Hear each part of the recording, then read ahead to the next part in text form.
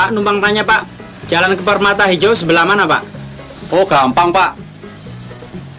Keluar, Bapak naik jembatan Semanggi, di ujung belok kanan. Karanggrogol tahu? Tahu. Ntar di depan bundaran gedung MPR ke kiri. Terus sampai bundaran lapangan tembak, ngelewatin TV dulu ke kiri. Ntar di depan bekas balap anjing dulu, belok kanan. Masuk aja terus, sampai deh. Saya bingung Pak, Bapak ngomongnya banyakan kirinya sih. Semanggi tahu kan? Tahu. Nah, nih, ini jembatan Semanggi, ya. Terus, ini jalan yang ke arah Grogol. Di sini ada bundaran, ada air mumbul, saya muntah dewek. Iya. Nah, terus belok kiri. Di sini ada TVRI, tahu kan? Tahu. Belok kiri lagi. Di sini bekas balap anjing. Belok kanan. Sampai dah. Iya. Terima kasih Pak ya. Pada-padalah. Hah? Aku bingung. Mobilnya dono diusek-usek. Bismillahirrahmanirrahim. Assalamualaikum warahmatullahi wabarakatuh. Teman-teman, tibalah kita membahas tema 5 matematika yang merupakan tema terakhir untuk semester ini, dan yang akan kita bahas adalah mengenai denah dan skala, serta belajar cara menunjukkan letak suatu tempat di dalam peta. Marilah kita mulai pembelajaran kita kali ini. Denah adalah gambaran yang menunjukkan keadaan suatu tempat atau wilayah tertentu pada bidang datar.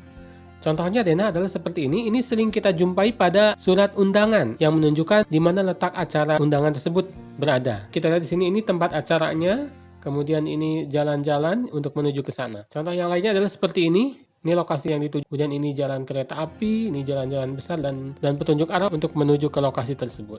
Dalam sebuah denah, biasanya ada juga petunjuk arah mata angin. Ke depan ke utara, ke kiri ke barat, ke kanan ke timur, dan ke bawah ke selatan. Tetapi denah dalam undangan seperti ini biasanya tidak benar-benar menunjukkan ukuran jarak sebenarnya. Jadi di sini, antara jalan kereta api sampai pasar Jati Pelem terlihat dekat, tetapi pada kenyataannya ini cukup jauh. Atau seolah-olah jarak dari rel kereta api ke SD Jati Pelem ini seolah-olah sama dengan jarak dari SD ke arah sini. Padahal bisa jadi berbeda jarak sebenarnya. Artinya adalah pada denah seperti ini biasanya lokasinya tidak menggambarkan skala yang sebenarnya. Tetapi ada juga denah seperti ini adalah denah bangunan rumah. Nah, khusus untuk denah seperti ini perlu benar-benar presisi, perlu benar-benar tepat ukurannya. Skalanya juga harus disampaikan. Misalkan di sini ruang tidur sebesar ini, kemudian WC sebesar ini. Perbandingan luas WC dengan luas kamar tidur ini perlu asli seperti perbandingan ukuran sebenarnya, tapi dibuat dengan skala yang lebih kecil. Jadi inilah denah teman-teman. Denah itu menggambarkan posisi suatu lokasi terhadap lokasi yang lainnya, serta di sana ada arah mata anginnya, dan sebagian denah itu membutuhkan skala yang presisi, dan sebagian denah yang lain tidak membutuhkan skala yang presisi. Sekarang kita bahas arah mata angin yang harus ada pada denah. Mungkin di kelas 4 atau sebelumnya kita sudah belajar bahwa di dalam peta ataupun denah, arah ke depan adalah arah ke utara. Ini adalah arah utara. Kebalikannya, ke bawah adalah arah selatan. Lalu ke sebelah sini, ini adalah arah barat, dan kebalikan dari barat adalah arah timur. Jadi ada utara, selatan, barat, dan timur. Ini adalah arah mata angin yang utama, ada 4. Kemudian antara barat dan utara ada yang disebut sebagai barat laut. Dan antara barat dan selatan ada yang disebut sebagai arah barat daya. Lalu antara timur dan utara ada yang disebut sebagai arah timur laut. Dan antara timur dan selatan, apakah ada yang disebut sebagai arah timur daya?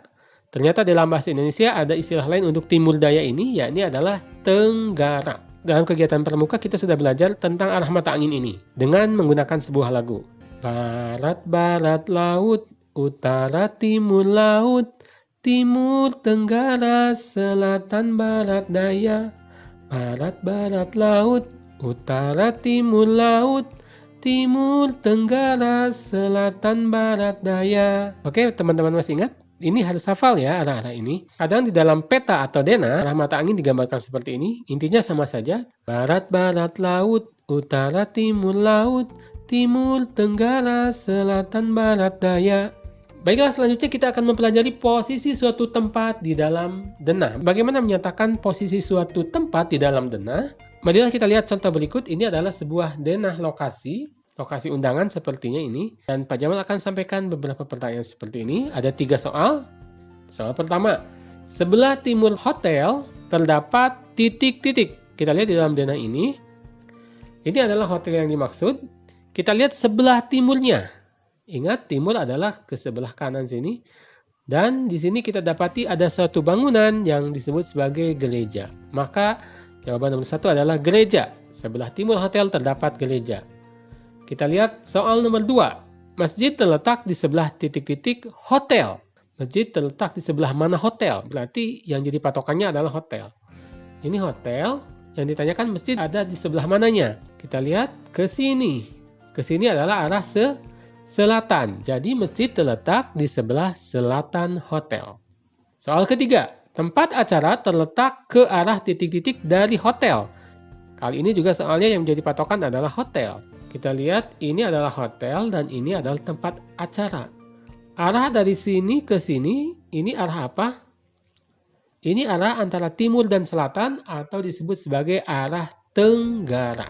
Maka jawabannya adalah tenggara. Oke, gampang sekali ya teman-teman. Dalam menjawab soal-soal seperti ini, yang teman-teman harus perhatikan adalah teman-teman harus mampu menentukan mana yang jadi acuannya. Ini kebetulan semuanya yang menjadi acuan adalah hotel.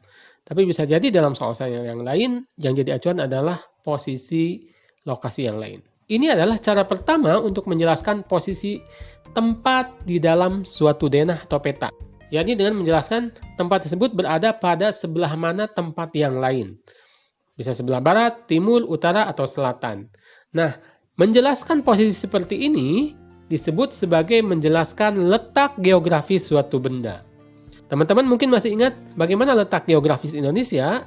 Maka kita menjelaskannya bahwa Indonesia itu terletak antara benua Asia dan benua Australia. Dan terletak antara Samudra Pasifik dan Samudra Hindia. Jadi kita menjelaskan posisi Indonesia dengan cara membandingkannya dengan lokasi tempat-tempat yang lain. Dalam hal ini lokasi Asia dan lokasi Australia, lokasi Samudra Pasifik dan lokasi Samudra Hindia. Mirip seperti yang sudah kita lakukan dalam menjawab soal-soal ini. Jadi disebut sebagai menjelaskan letak geografis suatu benda. Nah, terkait ini kita juga akan belajar cara menunjukkan rute menuju suatu tempat. Kita perhatikan di dalam denah ini adalah SD Mitra dan ini adalah masjid. Ditanyakan rute dari SD Mitra ke masjid melalui apa saja? Baik, kita jawab. Pertama, kita jalan ke arah barat melalui Jalan Raya Melati. Oke, itu ada gambarnya. Arahnya ke arah barat, nama jalannya Jalan Raya Melati. Ini kita posisinya dari SD Mitra ya berangkatnya. Kemudian setelah sampai di pertigaan, kita belok kiri ke arah selatan melalui Jalan Raya Mawar. Oke, dari sini sesudah berjumpa dengan pertigaan, maka belok kanan ke arah barat melalui Jalan Mangga. Belok kiri lagi ke arah selatan melalui Jalan Durian. Dan masjid terletak di Jalan Durian di sisi kanan jalan sampai di masjid. Ini adalah cara menunjukkan rute yang terbaik. Karena disebutkan arahnya ke arah mana, beloknya ke kiri atau ke kanan, dan nama jalannya jalan apa. Pertanyaannya adalah, apakah ini hanya satu-satunya rute untuk menuju masjid dari sekolah? Ternyata tidak, ada beberapa alternatif rute yang lain.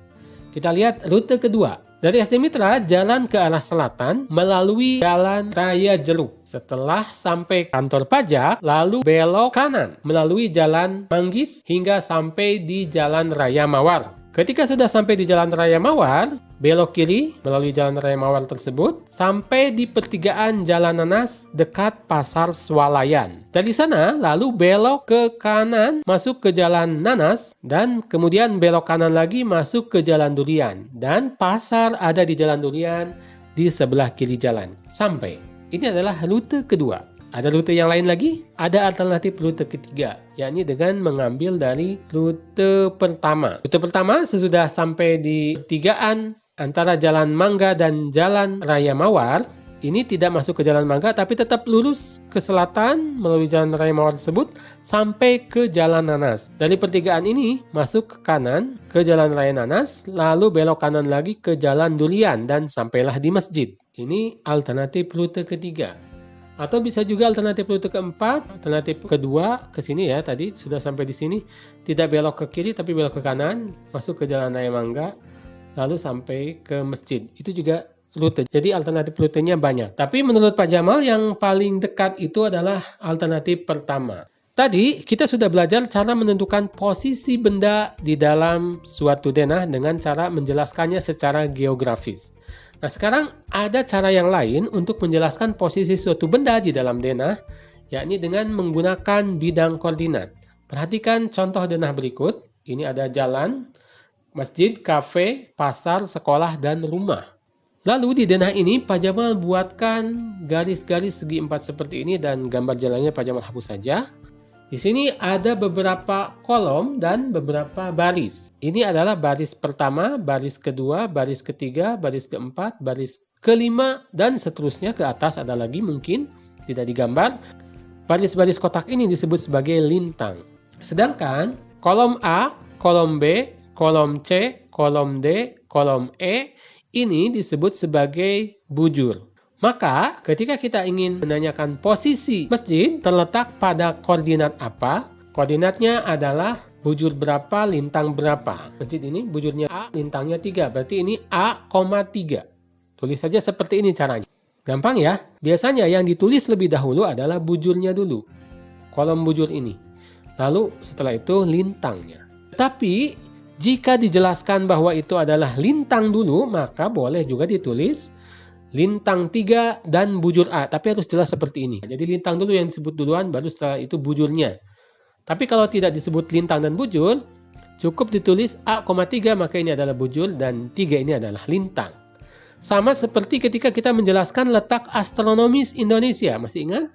Letak astronomis Indonesia adalah 6 derajat lintang utara sampai 11 derajat lintang selatan, dan 95 derajat bujur timur sampai 141 bujur timur. Lihat di sini yang disebut lebih dahulu adalah lintangnya. Baru setelah itu bujurnya. Kita pakai yang bujur dulu, kemudian lintang ya, untuk menjelaskan koordinat berikutnya. Oke, soal nomor 2. Kafe terletak pada koordinat. Oke, ini kafe. Bujurnya B. Lintangnya 4, berarti B,4. Tulis saja seperti itu. Sekarang rumah. Rumah ini bujurnya C, lintangnya 1, berarti C,1. Selanjutnya pasar, terletak pada koordinat. Oke, pasar ini bujurnya C, lintangnya 3, berarti pasar adalah C,3. Dan terakhir sekolah, terletak pada koordinat. Bujurnya adalah D, kemudian lintangnya 4, berarti D,4. Selesai. Selain menggunakan kotak-kotak bujur dan lintang seperti itu, ada cara lain yang bisa kita gunakan untuk menentukan letak suatu tempat pada bidang koordinat, yakni dengan menggunakan apa yang disebut sebagai diagram Cartesius. Bentuknya seperti ini. Diagram koordinat Cartesius ini disebut Cartesius karena ide untuk menggunakan diagram seperti ini pertama kali diusulkan oleh seorang ilmuwan Prancis yang bernama René Descartes. Diagram Cartesius terdiri atas sumbu X dan sumbu Y. Sumbu X itu yang horizontal atau mendatar dan sumbu Y yang vertikal atau berdiri ke atas. Sumbu X dan sumbu Y ini bertemu di titik P atau titik pusat. Dan ke sebelah kanan sumbu X diberi garis-garis 1, 2, 3, 4, 5 dan seterusnya sampai tak hingga. Ke sebelah kiri dikasih juga angka-angka yang negatif. Negatif 1, negatif 2, negatif 3. Sedangkan sumbu Y ke atas diberi tanda 1, 2, 3, 4, 5, 6 dan seterusnya. Dan ke bawah diberi tanda negatif 1, negatif 2, negatif 3 per garisnya. Maka dari sini misalkan Pak Jamal mempunyai titik hitam ini. Ini Pak Jamal kasih nama titik A. Maka koordinat titik A ada di mana? Koordinat A adalah, kita lihat, pertama kali yang harus dilihat adalah sumbu X-nya. Ini titiknya 4 dan ke sini titiknya 2. Maka koordinatnya adalah 4,2. Lalu ada titik yang lain. Ini Pak Jamal kasih namanya saja titik B. Koordinat titik B adalah, kita lihat sumbu X-nya dulu, lihat. Negatif 5, sumbu Y-nya 6. Berarti koordinat titik B adalah negatif 5,6. Berikutnya adalah ini titik C.